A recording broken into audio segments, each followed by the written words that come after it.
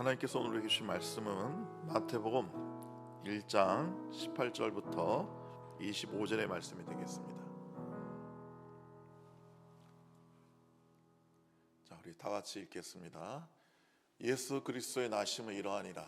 그의 어머니 마리아가 요셉과 약혼하고 동거하기 전에 성녀로 잉태된 것이 나타났더니 그의 남편 요셉은 의로운 사람이라 그를 드러내지 아니하고 가만히 끊고자 하여 때 주의 사자가 현명하여 이르되 다윗의 자손 요셉아 데려오기를 말고 그에게 잉태된 것은 성령으로 된 것이니라. 아들을 낳으리니 이름을 예수라 하라. 이는 그가 자기 백성을 그들의 죄에서 구원할 자이심이라 하니라. 이 모든 일이 된 것은 주께서 선지자로 하신 말씀을 이루려 하심이니 이르시되 보라 처녀가 잉태하여 아들을 낳을 것이요 그의 이름을 임마누엘이라 하리라. 이를 번역한즉 하나님이 우리와 함께 계시다 함이라. 요셉이 잠에서 깨어 일어나 주의 사자의 분부대로 행하여 그의 아내 데려왔으나 아들을 낳기까지 동침하지 아니하더니 나음의 이름을 예수라 하니라. 아멘. 여러분, 인생에 여러 아픔이 있죠. 근데 그 아픔 중에 가장 큰 아픔이 배신을 당했을 때였을 것입니다. 그것도 내가 정말 사랑하고 정말 믿었던 사람에게 당하는 배신은 씻을 수 없는 상처를 줍니다. 그래서 그 아픔은 곧잘 분노로 복수로 이어지게 되죠. 그래서 우리가 많은 소설이나 영화에 보면 그 정말 사랑했던 사람한테 배신하고 그것을 복수하려는 과정을 그린 영화나 소설이 많이 있는 걸 보게 됩니다. 여러분, 오늘 본문에서 마리아가 요셉과 약혼하고라고 되어 있는데 사실 개역 성경에서는 정혼이라고 되어 있어요. 그러니까 정확하게는 약혼이 아니라 정혼이에요. 그러니까 당시 이스라엘 유대인들에게는 결혼의 세 단계가 있어요. 첫 번째가 약혼입니다. 약혼은 부모들이 아이들이 어렸을 때 부모들끼리 하는 결혼 약속이에요. 우리 애들을 결혼시키자 해서 하는 게 약혼입니다. 그 다음에 이 아이들이 커가지고 부모님이 한 그 약혼을 깰 수도 있어요. 난 저 사람이랑 결혼하기 싫다. 깰 수도 있어요. 근데 이 아이들이 커가지고 그 부모들이 한 약혼을 난 받아들이겠다. 난 저 사람과 결혼하겠다 하면 정혼식을 해요. 이 정혼식을 하면 약 기간은 1년 정도 갖게 되는데 결혼한 거랑 다름이 없어요. 같이 동거만 하지 않을 뿐이지 법적으로 아내와 남편이 된 거나 마찬가지예요. 그래서 오늘 본문에 보면 그 천사가 요셉에게 내 아내를 데려오기를 두려워하지 말라고 그러잖아요. 그러니까 정혼했는데 이미 아내와 다름없으니까 아내라고 부르는 거예요. 요셉을 남편이라고 부르고요. 그 다음에 이제 결혼을 하게 되는 겁니다. 그래서 이 정혼식을 하면은 그 다음에 이것을 그냥 결혼을 안 하려고 한다면 그냥 말로 안 하는 게 아니라 아예 파혼이라는 행식을 또 갖춰야 되는 거예요. 구속력 있는 관계가 바로 정혼식입니다. 그래서 만약에 이 정혼한 여인이 그 결혼하기 전인데 이미 임신을 했다면 그것은 간음죄가 해당되는 거죠.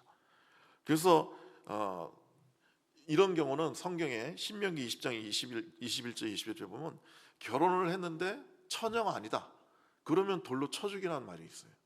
그러니까 율법에서 아주 그렇게 강력하게 선포를 하고 있습니다. 그러니까 여러분 생각해 보세요. 요셉이 이제 정혼식을 했고 이제 곧 있으면 결혼식을 해요. 근데 어느 날 마리아가 배가 불러온 거예요. 너무 충격을 받았겠죠. 자기는 잠자를 안 했는데 그게 어떻게 된 거냐 물어봤겠죠. 그랬더니 황당한 얘기를 하는 거예요. 성령으로 잉태했다는 거예요. 예? 천사가 나타나서 나에게 성령으로 잉태된다고 해서 내가 잉태됐다는 거예요. 여러분, 요셉이 이게 믿어졌겠어요? 당연히 안 믿어지죠. 아마 요셉은 더 분노했을지 몰라요. 차라리 무슨 성폭행을 당했다고 그러지 이런 말도 안 되는 핑계를 대냐 이거죠. 무슨 성령으로 잉태된다. 요즘도 수많은 사람이 믿지 않는데 당시에는 더 믿지 않았을 거 아니에요. 성령의 역사라는 것이 성령의 존재라는 걸 아예 몰랐으니까. 그래서 이 요셉은 말도 못한 배신감에 휩싸였을 거예요. 아니 나를 그렇게 사랑한다고 했는데 또 나도 자기를 그렇게 사랑한다는 걸 알고 있는데 어떻게 이런 짓을 벌일 수가 있냐는 거죠. 차라리 성폭행을 당했다, 내가 강제로 나쁜 놈한테 성폭행을 당해서 이렇게 임신하게 됐다, 이러면 조금 이해가 되죠. 그건 뭐 본인이 어떻게 할 수가 없는 일이었으니까. 그런데 얼토당치도 않게 성폭행 당한 게 아니라 성령으로 천사로 잉태를 했다고 하니까 요셉은 이해가 되지 않았을 겁니다. 너무너무 아프고 괴로웠을 거예요. 그래서 이 분노를 공개적으로 요셉은 풀 수가 있어요. 왜냐하면 아까 말씀드린 것처럼 율법에 결혼한 여자가 처녀가 아닐 때는 돌로 쳐 죽이라고 되어 있으니까.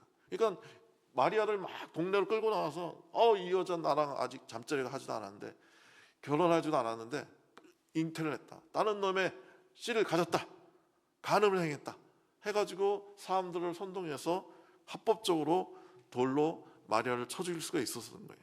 그래서 자기의 분노를 풀 수가 있었어요. 근데 오늘 본문 19절에 보면 요셉은 의로운 사람이다 이렇게 말하고 있어요.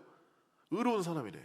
그러면서 그 사실을 드러내지 않고, 그러니까 마리아가 임신했다는 사실을 드러내지 않고 가만히 관계를 끊고자 했다 이렇게 나와 있습니다. 예, 어떻게 보면 황당한 거짓말을 하는 것처럼 보이는 마리아를 용서하고, 그러면서도 율법대로 관계를 조용히 청산하고자 했던 이 요셉의 의로움은 정말 놀라운 거예요. 예, 우린 이런 놀라운 의로움을 가질 수가 없습니다. 이것은 요셉 안에서 역사했던 주님의 의로움, 예수님의 의로움이지 인간은 이렇게 거룩할 수가 없어요. 여러분, 요셉은 율법 아래 있지 않았습니다. 율법에는 이런 경우 돌로 쳐 죽이라고 되어 있는데 이걸 드러내지 않았다는 것은 표면적으로 율법을 어긴 것이에요. 그렇잖아요. 분명히 율법에는 이런 여자를 돌로 쳐 죽이라고 했는데 그것을 따르지 않았으니까 문자적으로 보면 율법을 범한 겁니다. 그런데 요셉은 이 문자적인 율법에 사로잡혀 있지 않고 그 본래의 의미를 알고 있었던 거예요. 율법의 본래의 의미는 용서와 사랑입니다. 근데 이 율법을 사람들은 당시에 너무 문자적으로 적용했죠. 이 율법을 하나님께서 우리에게 주신 이유는요, 그것을 지키라고 주신 게 아니에요. 율법을 하나님께서 우리에게 주신 것은 우리가 그 율법을 다 지킬 수 없다는 것을 깨닫게 하기 위한 거예요. 내가 얼마나 큰 죄인인가를 깨닫게 하기 위해서 율법을 주신 거예요. 율법에 613가지가 있는데 그걸 어떻게 지켜요? 주님은 또 새로운 율법도 말씀하셨죠. 마태복음 5장 28절에 음영을 품고 여자를 바라보는 자는 이미 그 마음에 간음했다고 되어 있어요. 아니, 이 죄에서 자유로울 사람이 몇 명이나 있어요. 또 네가 형제를 미워하면 살인한 것이라고 그랬어요. 여러분, 미워하기만 해도 살인한 죄라고 말씀하시는데 우리 인생을 살면서 누군가를 미워해보지 않는 사람이 누가 있어요? 그러니까 우린 율법을 지킬 수가 없는 거예요. 그래서 하나님께서 율법을 주신 것은 하나님의 의를 이루기 위해서 우리의 인간은 완전히 무능하다는 것을 알게 하기 위해서 주신 거예요. 그래서 이것을 통해서 우리는 할 수 없구나, 정말 하나님의 은혜가 필요하구나, 구원의 필요성을 절감하게 하고 하나님 앞에 엎드리게 하기 위해서 율법을 주신 거란 말이죠.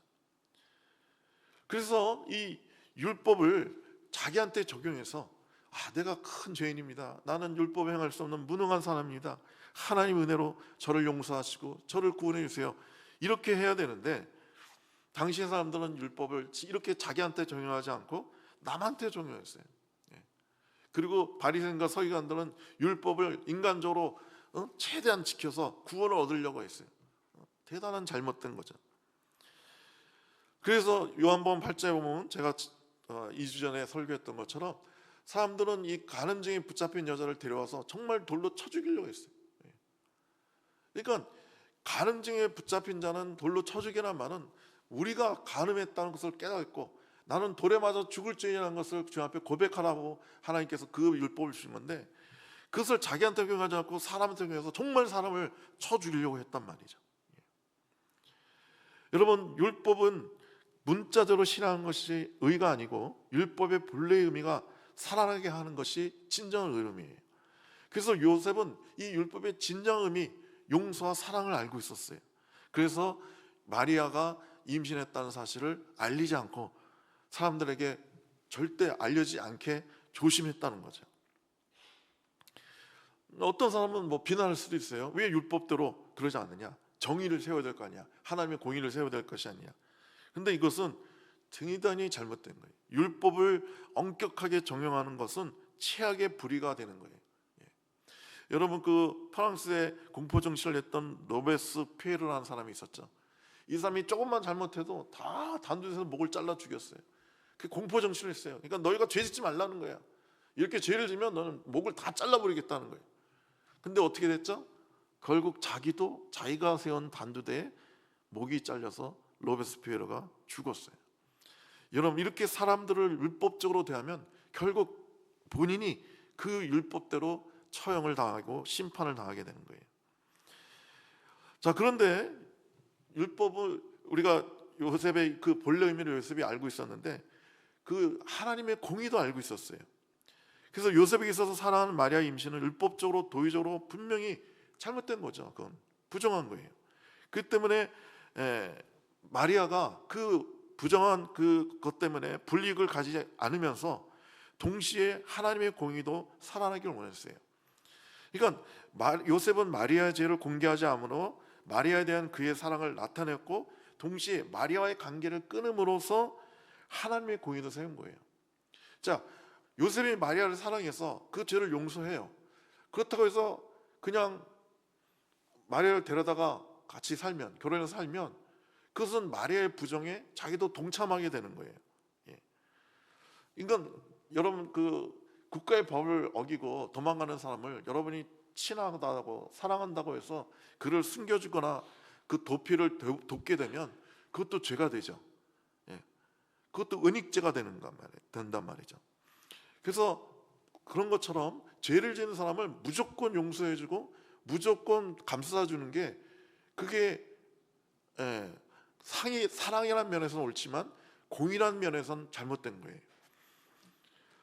그래서 요셉은 마리아를 용서하고 그 대신에 마리아를 아내로 맞아들이지 않음으로써 관계를 끊음으로써 하나님의 공의도 나타나게 한 거죠. 하지만 이렇게 하기 위해서 요셉은 자신이 모든 아픔을 그 속에서 삼켜야 하는 희생을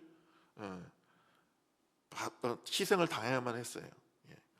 율법적인 마리아의 혐오는 요셉이 짊어진 내면의 고통을 인하여 가려져지고 하나님의 공의는 요셉이 마리아를 잃은 그 희생으로 말미암아 손상되지 않게 된 것입니다.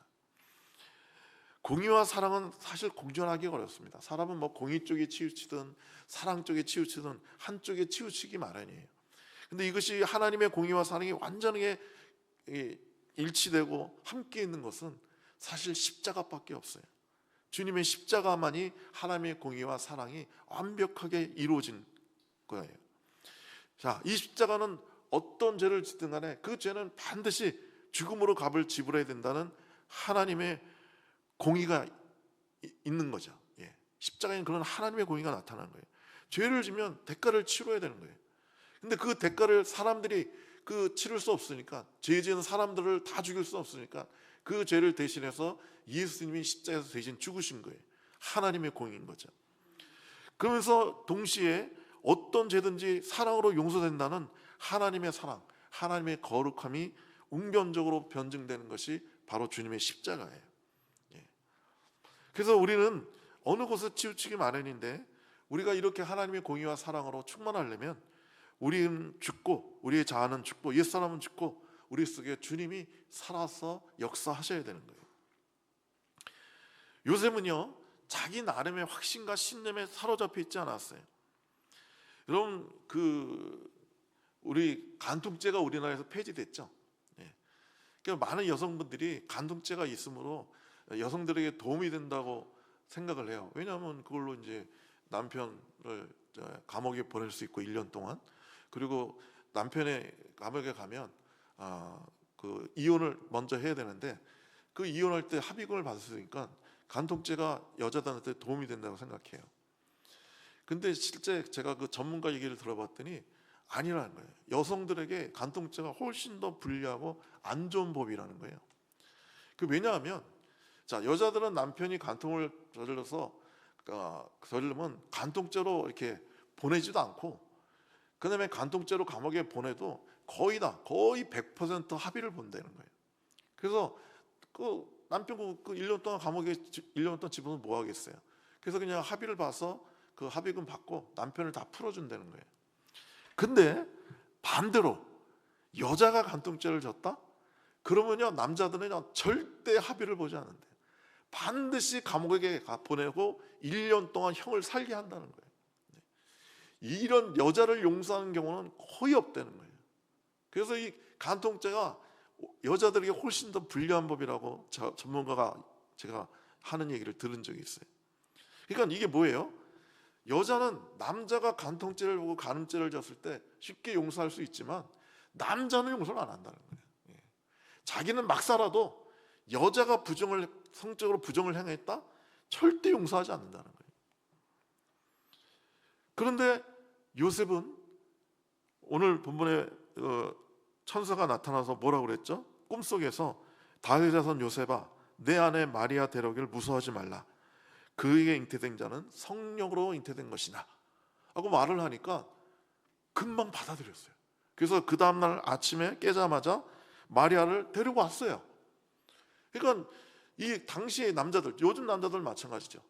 도저히 받아들일 수 없던 그 일, 부정한 여인을 내가 데리고 살 수 없다, 결혼할 수 없다 라는 그 신념, 그 가치관, 그것을 예수님이 천사를 통해서 말씀하시니까 바로 깨고 순종했다는 거예요.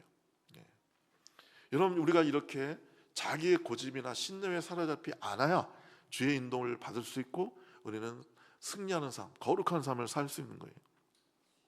여러분, 삿대도 없고 돛대 없는 방주가 바람 위에서 움직였듯이 우리 심령이 어떤 것에도 매이지 않고 주의 인도하심을 따라 순종하는 것이 바로 승리하는 삶, 신령한 삶을 사는 거예요.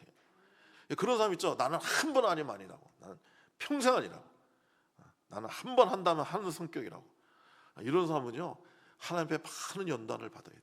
하나님께 많이 두들겨 맞아야 그 신념과 고집이 꺾어진단 말이죠.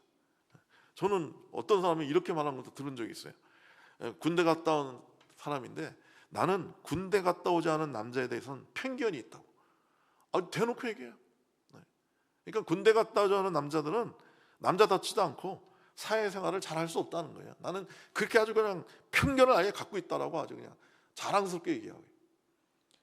여러분, 온 세계에요 군대 갔다 온 사람이 많겠어요? 군대 안 갔다 온 남자가 많겠어요? 군대 안 갔다 온 남자가 허다하게 많아요. 그럼 그런 사람은 다 남자답지도 않고 사회생활 제대로 못해요? 어떻게 그런 편견을 가지고 있을 수가 있겠어요? 우리나라에도 그런 여러 가지 편견이 있죠. 여러분, 그런 것들이 다 깨어져야 돼요. 깨어지고 주님께서 말씀하시면 네 하고 순종해야 되는 거예요. 내가 평생 믿었던 거, 내가 평생 옳다고 여겼던 것도 주님이 아니라고 하면 아닙니다라고 고백할 수 있어야 돼요.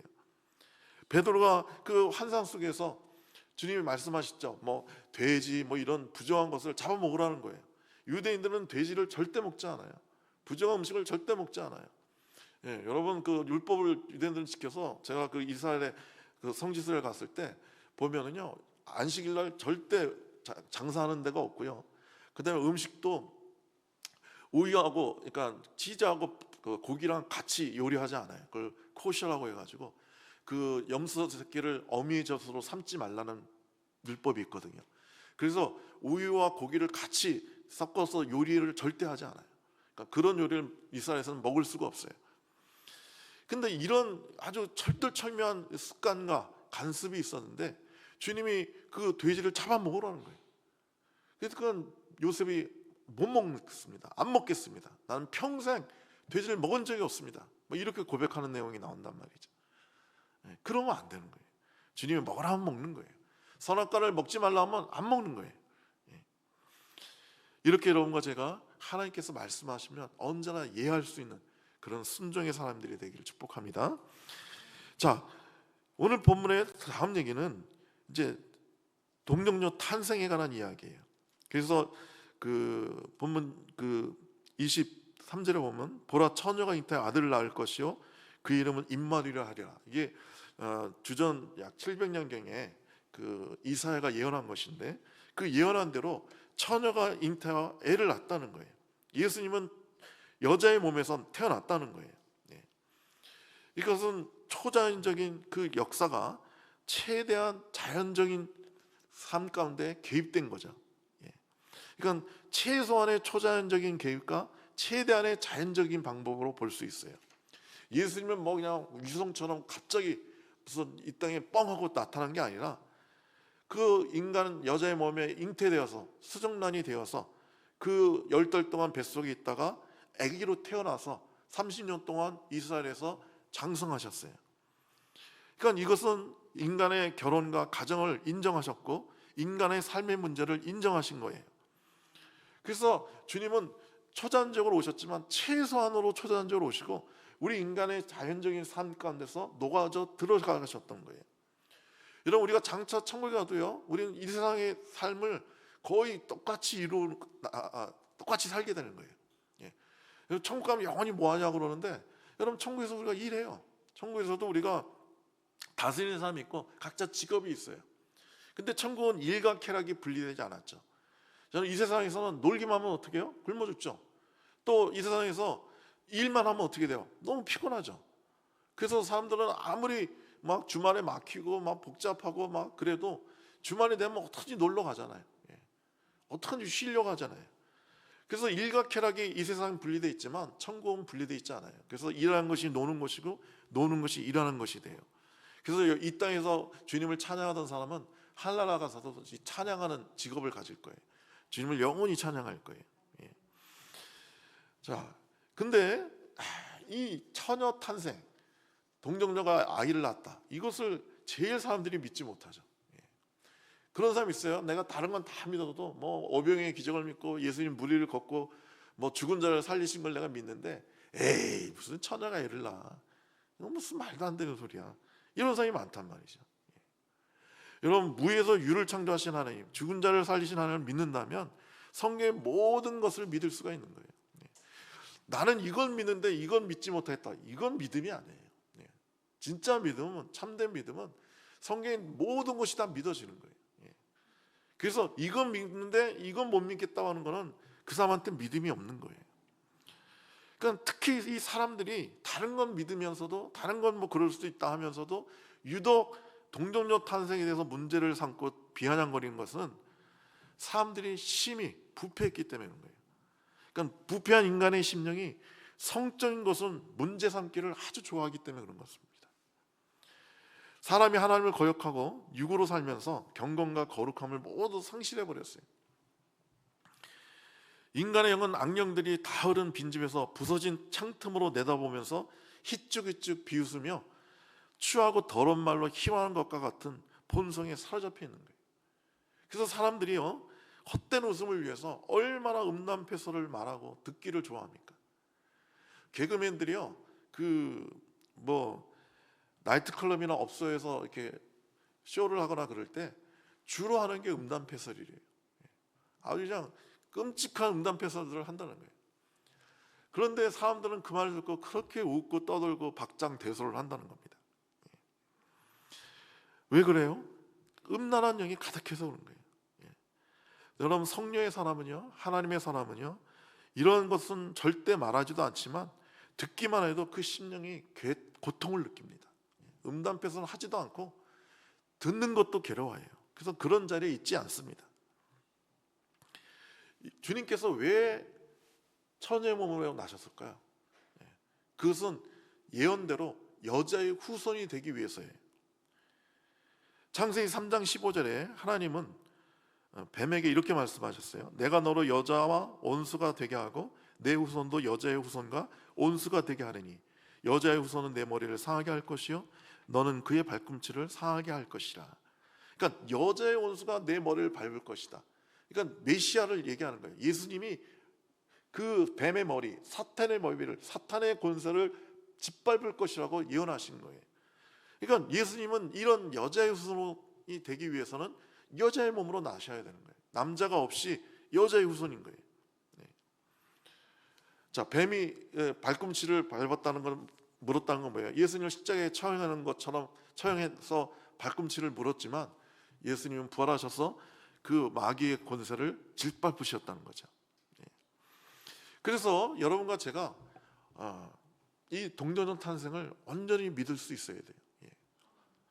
이것을 믿지 못하고 막 대적하고 뭐 이 동정녀 탄생을 부인하는 것은 마귀를 대적하지 않고 마귀와 협력하는 거예요. 예. 마귀가 제일 싫어하는 것이 이 예수님의 태어나심이거든요. 여자의 후손이 된 것.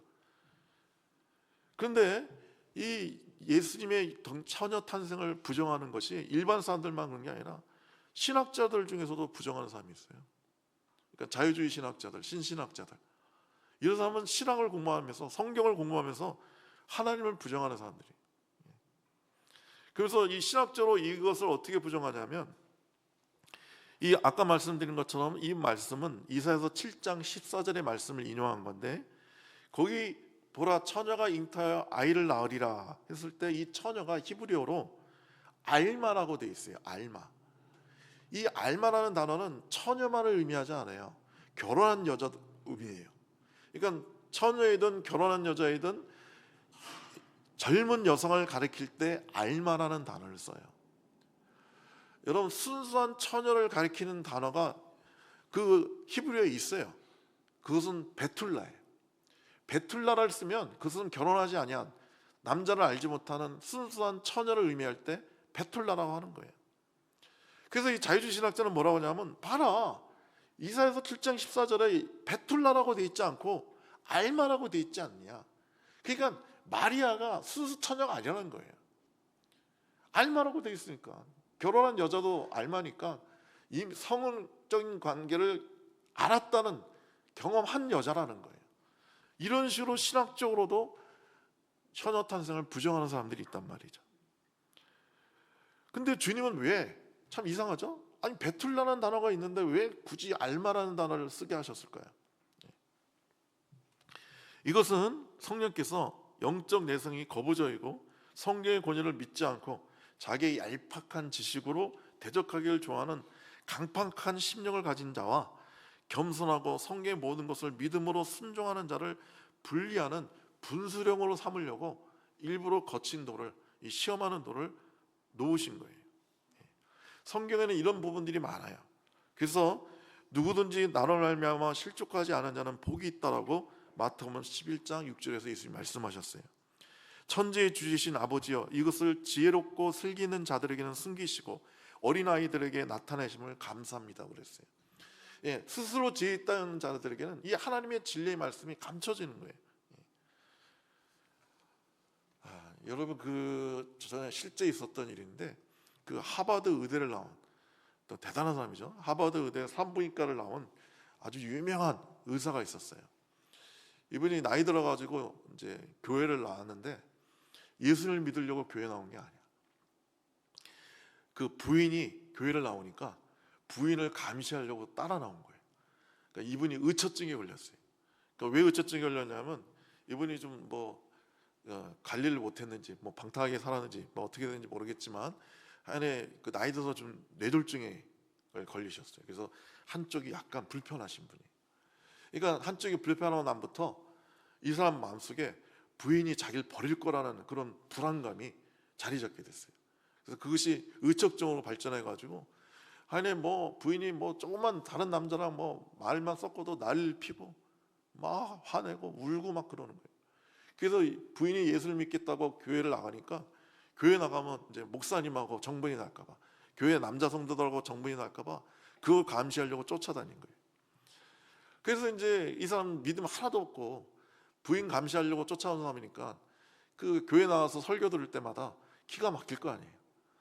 그래가지고 설교가 끝나면 목사님 찾아가가지고 맨날 목사님 괴롭혔대요. 아니, 보니까 당신 똑똑해 보이고 공부도 많이 한 것 같은데 왜 그런 거짓말을 해서 먹고 사냐고.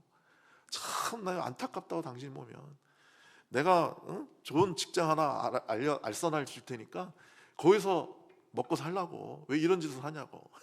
막 그런 거예요. 그러니까 이 사람이 제일 흥분하는 게 뭐겠어요? 산부인과 하버드 의대 나온 사람이니까, 네, 처녀 탄생 크리스마스 때 목사님 설교하면 막 난리를 피는 거예요. 무슨 그런 말도 안 되는 게 성경에 기록이 돼 있고 그걸 설교하는 당신은 도대체 뭐냐고. 이게 상식적으로 말이 된다고 생각하냐고. 처녀가 어떻게 애를 낳냐고. 내가 산부인과 의사라고. 예? 말도 안 되는 소리 하지 말라고. 그래서 막 그것 때문에 막 흥분하고 목사님을 괴롭히고 그랬다는 거예요. 그래서 이제 또 다른 이제 해가 지나서 또 크리스마스가 돼가지고, 크리스마스 되면 본문이 뭐 이것밖에 더 있어요? 또 처녀 탄생을 예수님의 그 천상 탄생을 목사님이 설교하는데 목사님이 속으로 불안하더래요. 또 설교 끝나면 저 인간 또 나한테 와서 또 얼마나 나를 괴롭힐까 하고 막 이게 마음속에서 막 불안한데, 그날은 저 뒤쪽에 앉아가지고 이렇게 훌쩍훌쩍하면서 우는 게 보이더래요. 그래서 목사님이 또 부부싸움 했구나. 왜냐하면 부부싸움 할 때 막 울면서 또 자기한테 상담을 한 적이 많기 때문에. 그래서 아니나 다를까 설교 끝나니까 또 자기 사무실에 그 사람이 온 거예요. 하버드 박사가. 그래서 목사님은 막 울었기 때문에 또 왜 또 크리스마스 때 부인이나 싸우고 그래요. 싸우지 말지. 그랬더니 그 의사가 뭐라고 하냐면 아니라고. 내가 싸워서 우는 게 아니라고. 목사님, 내가 아무래도 미친 것 같다고. 내가 당신이 처녀 탄생, 동료 탄생을 얘기하는데 내 이성으로는 믿어지지가 않는데 내 가슴으로는 믿어진다고. 그리고 괜히 막 감동이 되고 당신이 말하는 게 다 믿어지면서 예수님께서 처녀 탄생하시고 십자가에 못 박혀서 돌아가셨다는데 나를 위해 죽었다는 것이 막 마음속에서 막 느껴진다고. 그래서 막 너무 눈물이 난다고. 나 미친 것 같다고. 내 이성으로, 내 지식으로는 이 말도 안 되는 것이 어떻게 내가 믿어지는지 모르겠다고. 그러니까 목사님이 씩 웃으면서 그러면 내가 처방을 해줄 테니까 이 약을 먹으면 그 병이 낫게 된다고. 그 뭐냐고. 무슨 약을 먹으면 되냐 했더니 구약과 신약을 드시라고. 구약과 신약을 오늘부터 열심히 읽으시고 그 약을 드시면 이 가슴에 있던 믿음이 머리로 올라가서 머리도 믿게 될 거라고. 그래서 그분이 그날부터 성경을 읽고 온전한 믿음을 갖게 됐어요. 그래서 그 교만하고 거칠던 사람이 얼마나 겸손하고 아름다워졌는지, 그 대단한 지혜와 재산을 갖고 있는 사람이 그 주일날이면 새벽부터 교회 와가지고 교회 마당을 청소한대요. 그러면서 하나님의 성전을 깨끗이 해야 된다고 하면서 그렇게 아름답고 거룩한 사람이 되었어요. 근데 어느 날 이분이 막 목사님한테 와서 막 화를 내는 거예요. 진짜 바보 같은 자식들이 아무것도 모르면서 까불고 있다고 말이야. 그래서 왜 그러시냐고 했더니 자기가 전국 의사협회 그 회의에 나갔대요. 그래서 자기가 중간이라 가지고 예수를 믿으라고 막 전도를 했대요. 여러분, 예수를 믿어야 된다. 그랬더니 그 산부인과 의사들이 모인 데서 막 비웃으면서 아니 박사님 같은 분이 그런 허무맹랑한 얘기를 하시면 어떡하냐고. 우리가 산부인과 의사인데 우리 보고 처녀의 몸에서 예수가 탄생했다는 말을 믿으라고 하면 그거 어떻게 우리가 믿냐고. 말도 안 되는 소리 하지 마시라고. 그랬더니 이 의사가 뭐라고 그랬냐면요, 아니 그걸 왜 못 믿어? 처녀가 탄생한 걸 왜 처녀의 몸에서 예수님이 났다는 걸 왜 못 믿어? 하면서 처녀 생식이 있잖아. 이 처녀 생식이 있대요. 생물학에서. 그러니까 단위 생식이라고 하는데, 그러니까 그 생물들 중에 뭐 윤축이나 뭐 진딧물이나 까끼벌레나 아니면 뱀이나 도마뱀 같은 경우 어떤 그 외부 충격이, 그러니까 예를 들어서 전기 쇼크나 이런 게 충격에 가해지면요, 그 난자가 정자가 들어온 걸로 착각해서 스스로 잉태가 된대요. 수정이 된대요. 그것을 처녀생식, 단위생식이라고 그런대요. 너희들 단위생식 알아 몰라? 처녀생식 알아 몰라? 알죠? 자, 성경에 봤더니 마리아가 성령의 쇼크를 받았어. 그래서 임신이 된 건데 그걸 왜 못 믿어? 전기 쇼크 당한 거나 성령의 쇼크 당한 거나 뭐가 틀려? 그래서 막 자기가 예수를 믿으라고 설명했는데 사람들이 끝까지 안 믿고 막 비웃었다는 거예요. 그래서 이분이 화가 나가지고 왜 그런지 모르겠다고 하면서 어떻게 하면 내 이들을 전도할지 모르겠다고 막 목사님께 그랬다는 거예요. 여러분 놀랍지 않습니까?